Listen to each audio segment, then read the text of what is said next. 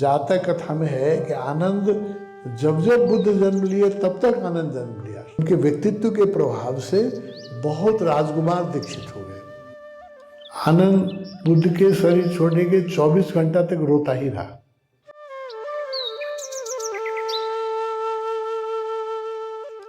ये आनंद की जो बात भगवान कर रहे थे, आनंद भी कई जन्मों के साथ, आप जातक कथा पढ़ेंगे, मैं अगले किसी दिन आप लोगों को सुनाऊंगा। जातक कथा में है कि आनंद जब जब बुद्ध जन्म लिए तब तक आनंद जन्म लिया। साथ ही कहीं आनंद राजा था, बुद्ध उसके राज्य में ब्राह्मण थे। किसी जन्म में बुद्ध राजा थे, आनंद उनके राज्य में कुछ काम करता था। तो इनका जन्मों जन्मों का साथ है आनंद का, बुद्ध का एक जन्म का नहीं है, अनेक जन्मों का साथ है। तो जब बुद्ध कपिलवस्तु गए, अपने एनलाइटेड होने के शायद 2-3 साल बाद कपिलवस्तु गए, तो वहां पर बुद्ध परिवार के जो लोग थे उन लोगों को भी बहुत प्रभाव पड़ा। बुद्ध के व्यक्तित्व का ही प्रभाव था बहुत बड़ा। तो आनंद गजब है। आनंद का जन्म भी उसी दिन हुआ था जिस दिन बुद्ध का जन्म हुआ। वो भी वैशाख पूर्णिमा के दिन उसी दिन जन्मा था। और बुद्ध के चाचा का लड़का, उसी परिवार का था, चाचा का लड़का था।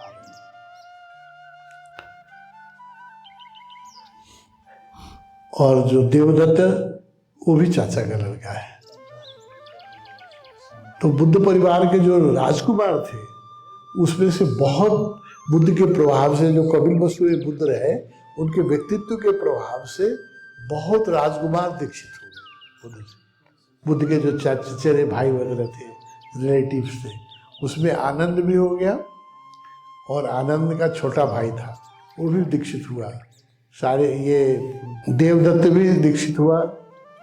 तो बुद्ध परिवार के बहुत से राजकुमार दीक्षित हुए वहाँ बुद्ध से। तो ये लोग साथ आ गए और बुद्ध के साथ रहने लगे। आनंद की बात करें और बात छोड़ दें, जब बुद्ध 55 साल के हुए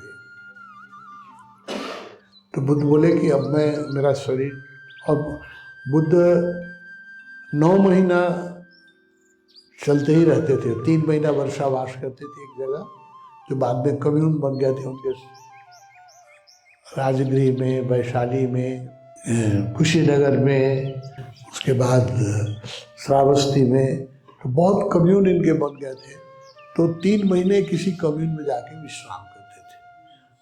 आषाढ़ से जब वर्षा होने लगती है तो आषाढ़ से लेकर के आश्विन तक, आषाढ़, सावन, भादवा, ये 3 महीना वो विश्राम करते थे। क्योंकि वर्षा में पैदल चलना था, कठिन होता था, नदियों को क्रॉस करना, उस समय पुल नहीं थे और कीड़े मकोड़े होते थे। बरसात में लोग पेड़ के नीचे सोने के लिए भी दिक्कत होती थी। तो नियम ऐसा था कि 3 महीने आषाढ़ पूर्णिमा के दिन से कहीं पर जाकर के विश्राम करेंगे और आश्विन पूर्णिमा के बाद से फिर चलना शुरू करेंगे। तो 3 महीने वो पूरे विश्राम करते थे। तो बुद्ध ने जब 55 साल के हुए, बुद्ध बहुत चलना पड़ा। बुद्ध के कुछ शरीर में कष्ट भी थे, क्योंकि बहुत कठिन तपस्या की थी। तो उनको एक पेचिस की बीमारी हो गई थी पेट की, दूसरे उनके बैकबोन में पेन था। फिर भी वो चलते थे। उनको जरूरत थी बुद्ध को केयर की। तो भिक्षु लोग अलग अलग से एक आदमी एक पॉइंट होते थे बुद्ध को केयर करने के लिए। फिर बुद्ध ने कहा कि ये लोग जो आते हैं उनको फिर समझ नहीं रहती है और ठीक से मेरी आवश्यकता को समझ नहीं पाते हैं, इसलिए अब मुझे अब एक परमानेंट अटेंडेंट चाहिए, एक ऐसा सहयोगी सेवक चाहिए जो मेरी शरीर की सेवा करे, नहीं तो ये शरीर नहीं टिकेगा। इस शरीर में बहुत कष्ट है। उनको कई तरह की बैकबोन में पेन था, पेट की बीमारी थी। तो पैदल चलते थे या जो मिलता था वही खाते थे। तपस्या भी बहुत कठिन की थी, तो सबका इफेक्ट। तो बुद्ध ने ऐसी सभा में कहा कि मुझे एक व्यक्ति चाहिए जो मेरी शरीर की देखभाल करे। तो जो वरिष्ठ सन्यासी थे सब लोगों ने हाथ उठाया, क्योंकि बुद्ध के साथ रहने का मौका मिलेगा। गुरु के साथ रहना भी तो बहुत बड़ी बात है, और लोग तो गुरु के साथ हमेशा नहीं रह सकते थे, तो जो उनका केयर टेकर होगा तो बुद्ध के साथ रहेगा। तो सारिपुत्र, महामौदगल्यायन, महाकाश्यप सब ने हाथ उठाया। वो लोग सब लोग हाँ चाहते थे कि हम बने बुद्ध के केयर टेकर। आनंद ने हाथ नहीं उठाया, आनंद चुपचाप बैठा रहा। तो सारिपुत्र ने पूछा कि तुम्हारी इच्छा नहीं है बुद्ध की सेवा करने की? हम लोग तो सब चाह रहे हैं कि हम भगवान के केयर टेकर बने, तुम हाथ नहीं उठा रहे हो, तुम पीछे बैठे हो। तो उसने कहा, आनंद ने कहा कि देखिए बुद्ध का शरीर बहुत सेंसिटिव है और मैं उतना लायक नहीं हूँ कि मैं उनकी सेवा ठीक से कर सकूँ। और दूसरी बात, उनके लिए कौन लायक है ये बुद्ध खुद भी चुने तो ज़्यादा अच्छा है हम लोग हाथ उठाने से। बुद्ध को तो पता है, तो बुद्ध खुद ही चुने तो अच्छा। इसलिए मैं चुपचाप विनम्र भाव से पीछे बैठा हूँ। अगर मैं इस लायक होऊंगा तो बुद्ध मुझे खुद ही बुलाएंगे, और नहीं तो जो जिसको बुद्ध को ही चुनने दें। हम लोग इसमें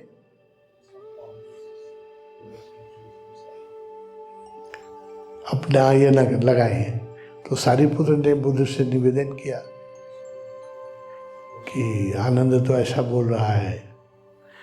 तो बुद्ध ने कहा कि बहुत ठीक बोल रहा है, ठीक बोल रहा है, और वही लायक है, वही ठीक से मेरी सेवा कर सकता है।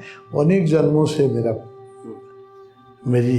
हमारा और उसका साथ, एक जन्म का नहीं, अनेक जन्मों का साथ है। एक जन्म में ऐसा प्रेम होता ही नहीं है। एक जन्म में तो इक्विटेंस होती है, 2-3 जन्म हो तो दोस्ती होती है, लेकिन ऐसा अभिन्न मित्रता जो होती है उसके पीछे कई जन्मों का इतिहास है। तो आनंद मेरे साथ कई जन्मों से रहा है, इसलिए उसका ऐसा प्रेम है। तो ठीक है, अब आनंद ही मेरा केयर टेकर का मतलब बुद्ध जहाँ जाए साथ जाएगा। और भिक्षुओं को तो बुद्ध दूसरे जगह भेज देते थे, दूसरे काम में लगाते थे, दूसरे आश्रम में रख देते थे। केयर टेकर को प्रिविलेज था कि सदा बुद्ध के साथ रहेगा, सेवा करेगा। तो आनंद ने कहा कि मेरी कुछ आपसे विनती है। उसने 6 विनती की। मैं आपकी सेवा तो करूँगा, उसमें मेरी 6 विनती है। एक विनती तो ये है कि आपको, बहुत विनम्र था आनंद, इसलिए ऐसे कहा कि आपको लोग जो गिफ्ट देंगे, आप जाते हैं तो आप को वस्त्र देते हैं लोग, या भिक्षा पात्र सोने का देते हैं, कहीं कुछ देते हैं। तो आपको जो भी गिफ्ट मिलेगा वो आप मुझे मत दीजिएगा, क्योंकि मैं आपके नज़दीक हूँ। वो दूसरे भी, वो आपको जो गिफ्ट मिलेगा वो मुझे मत दीजिएगा, पहली शर्त। पहले उसकी सारी शर्त, 3 शर्त निगेटिव, 3 शर्त पॉजिटिव। 3 तो उसने ये कहा कि ये मुझे दे। दूसरा उसने कहा कि आपको जो भोजन के लिए आमंत्रण आएगा आपके लिए, तो जब तक वो ये ना कहें कि आनंद को भी ले चलिए, तब तक आप मुझे जाने के लिए नहीं कीजिएगा। आपके लिए जो भोजन आएगा या जो आमंत्रण आएगा, तो don't share it with me, ना, वो मेरे साथ शेयर मत कीजिएगा। जब भी कोई आदमी आपसे मिलना, जिसकी पीड़ा होगी और आपसे मिलना, मार्ग दर्शन चाहेगा, मिलना चाहेगा, तो मैं उसको ले आऊँगा, उसको आपको उससे मिलना होगा और उसका कल्याण करना होगा। बहुत करुणा थी आनंद के मन में, बहुत ज़्यादा करुणा थी। किसी को दुखी नहीं देख सकता था। सबसे अधिक करुणा आनंद के ही उसमें थी। 6 में कल आऊँगा तो बताऊँगा। 3 निगेटिव और 3 पॉजिटिव प्रस्ताव उसने रखा। बुद्ध मान गए, बोले ठीक है, ठीक है। लेकिन गुरु के साथ शर्त नहीं लगाना चाहिए। गुरु के साथ आनंद ने जो शर्त लगाया, इसीलिए बुद्ध के जीवन में आनंद इलाइटेड नहीं हो सका, और सारे जो नजदीक के शिष्य थे सब इलाइटेड हो गए। आज बुद्ध के बिहाफ में दीक्षा देते थे, आनंद भी देता था, वो सब नौ इलाइटेड हो गए। आनंद इलाइटेड नहीं हो सका जब तक बुद्ध जीवित रहे। तो बुद्ध ने बाद में बताया उसका कारण ये है कि गुरु के साथ शर्त नहीं लगाना चाहिए, कंडीशन गुरु जो कहे वो ठीक है, तुम अपना कंडीशन क्यों लगाते हो? इस कंडीशन के कारण आनंद जब तक बुद्ध शरीर में रहे तब तक इलाइटेड नहीं हो सके। बुद्ध ने 80 साल की उम्र में कुशीनगर में बुद्ध पूर्णिमा के ही दिन 2 साल वृक्ष के बीच में लेट करके शरीर छोड़ा। उस समय बुद्ध के बहुत सारे शिष्य निर्वाण प्राप्त कर चुके थे। ये 10 आचार्य में एक आनंद ही बाकी था, 9 आचार्य कर ही चुके थे, और भी लोग कर चुके थे। बहुत लोग इलाइटेड हो गए। बुद्ध के साथ सबसे अधिक लोग इलाइटेड हुए, भगवान ने कहा, उतना किसी के साथ नहीं हुए। बहुत लोग बुद्ध हो चुके थे, आनंद नहीं हुआ था। तो बुद्ध तो 80 साल की उम्र में शरीर छोड़ दिए। आनंद बुद्ध के शरीर छोड़ने के 24 घंटा तक रोता ही रहा। एक तो बुद्ध से बहुत प्रेम था, और दूसरा उसको लगा कि अब गुरु चले गए, मैं बुद्ध निर्वाण नहीं प्राप्त कर सका, अब मेरी क्या गति होगी? मेरे सब साथी इनलाइटेड हो गए, मेरे मुझसे जूनियर राहुल बहुत जूनियर था, वो इनलाइटेड हो गया, सब हो गया, हम ही नहीं हुए। तो उसको बहुत पीड़ा भी हुई और बुद्ध के जाने का गम भी हुआ, बहुत रोता रह गया। 24 घंटा तक वो रोता ही रह गया। और कहते हैं कि 24 घंटा के बाद में वहीं कुशीनगर में ही वही लाया।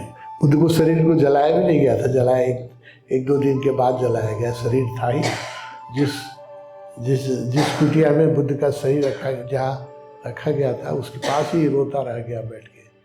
दिखाया गया अभी कुशीनगर जाओगे तो देखोगे बुद्ध की मूर्ति है सोई हुई है, वो आनंद रो रहा है बैठ के, रोता ही रहा। तो 24 घंटे के अंदर ही वो इलाइट